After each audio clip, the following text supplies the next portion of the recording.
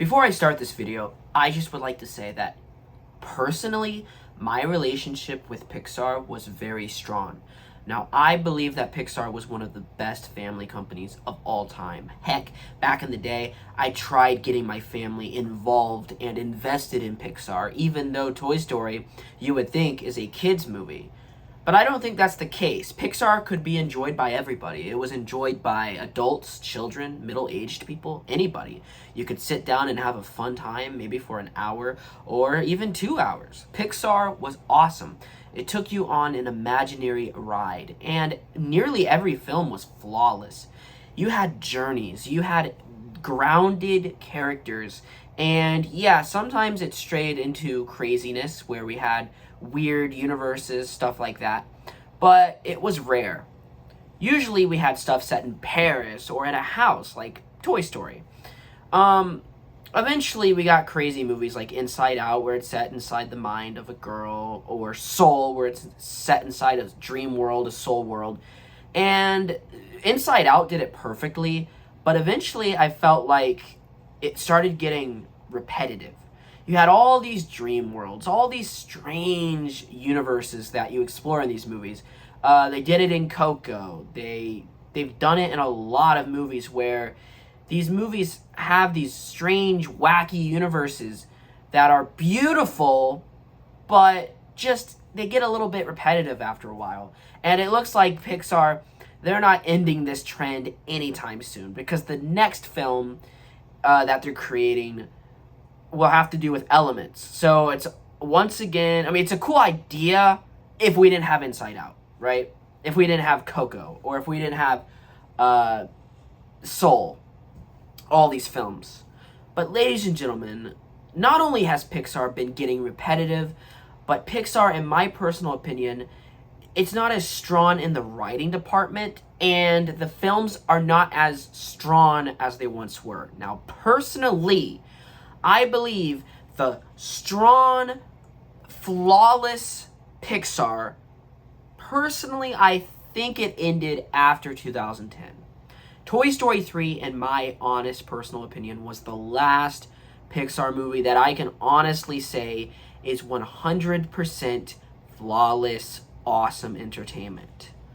Inside Out is a good movie, even though I think it appeals a little bit too much to girls, for me personally. And Coco is really good as well.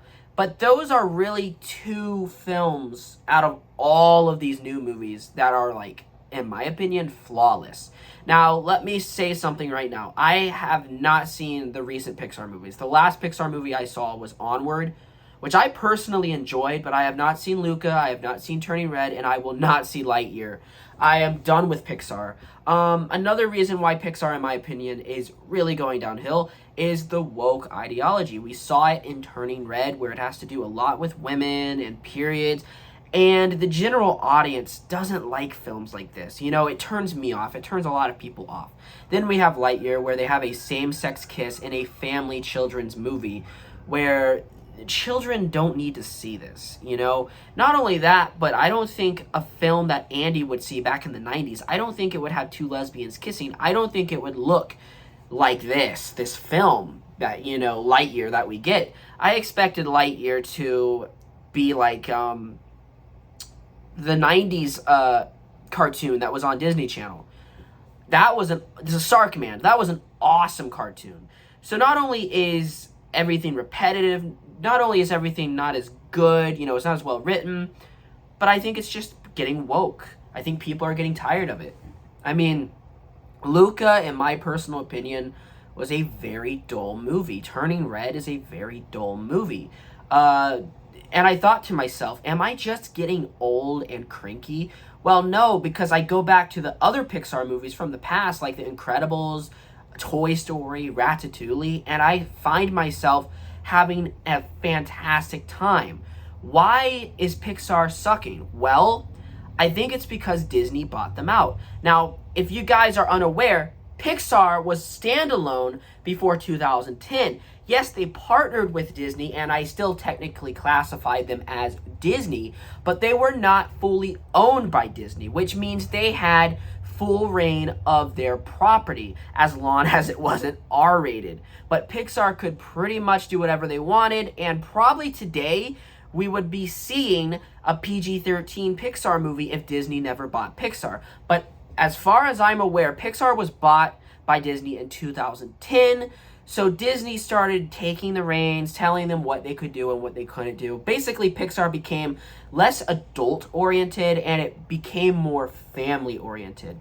Now, that's not a bad thing, but that's when the films lose their edge. A lot of these movies now, you could classify them as a Disney film, and it's very hard, splitting up a Pixar film from a Disney film. There's a lot of animated Disney films coming out recently. Their trailers made me think it was Pixar. And then there were Pixar trailers coming out where I felt like it was a Disney film. When before, you could tell the difference because there was heart put into a Pixar movie. There was a sense of grittiness put into these movies. Yeah, you had talking animals. You had these cute talking animals and these objects talking like toys. But the reason why Toy Story was so amazing was because of the tight script. The script was so adult. They used idiot. They used shut up. Stuff like that in the first Toy Story. It felt like you had actual people talking to each other. When you saw Buzz and Woody talking to each other, you didn't think of this cutesy little this cutesy little Nick Jr. show, You would think Toy Story, it's like Nick Jr., or Where the Pills to Kids, like Noggin, these children's programs. But no, Toy Story was a tight script. The script was awesome. And that, in my opinion, is why Toy Story 4 was trash, because you don't have that sense of imagination anymore. It feels like Pixar is rushed into the ground by Disney, and it feels like Disney has taken away their passion. Disney has taken away what makes Pixar Pixar. Now, Pixar, of course, is always going to be Pixar. You get some really good animation sometimes, but in my opinion, I think even the animation is inconsistent.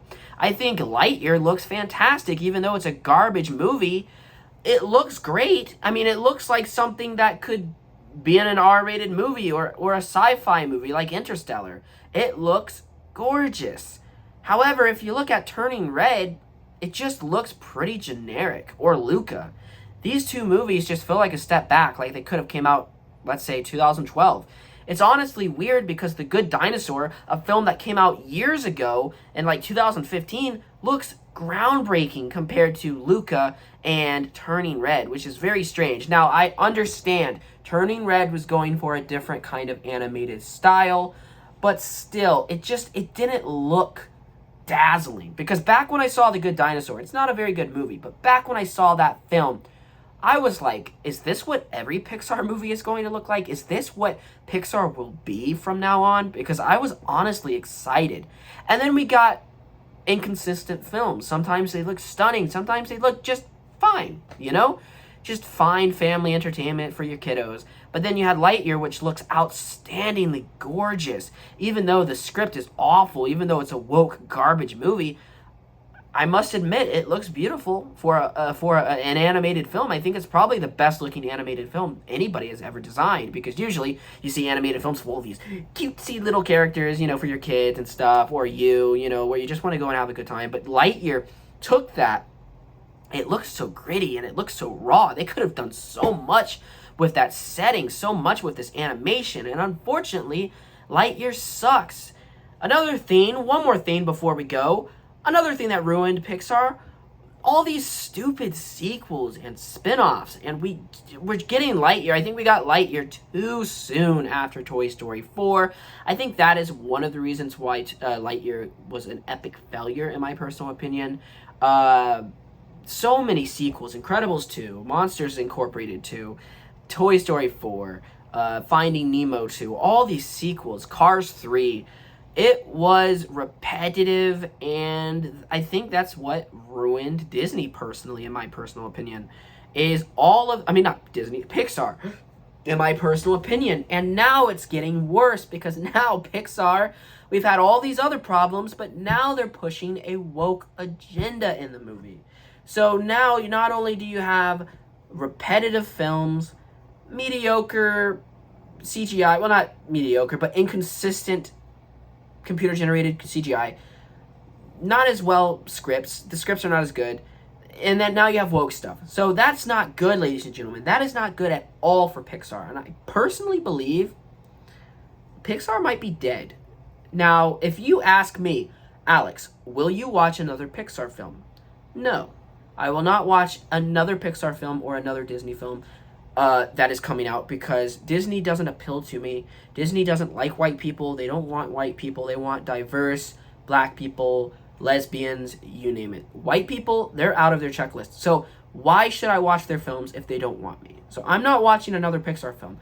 Will I watch old Pixar films? Heck yeah. Those films are awesome. I love The Incredibles, Toy Story, Ratatouille. Ratatouille, let me give you an example. Ratatouille had so many references to alcohol, and the main character, Linguini, was freaking drunk in a Ratatouille movie based off of a rat.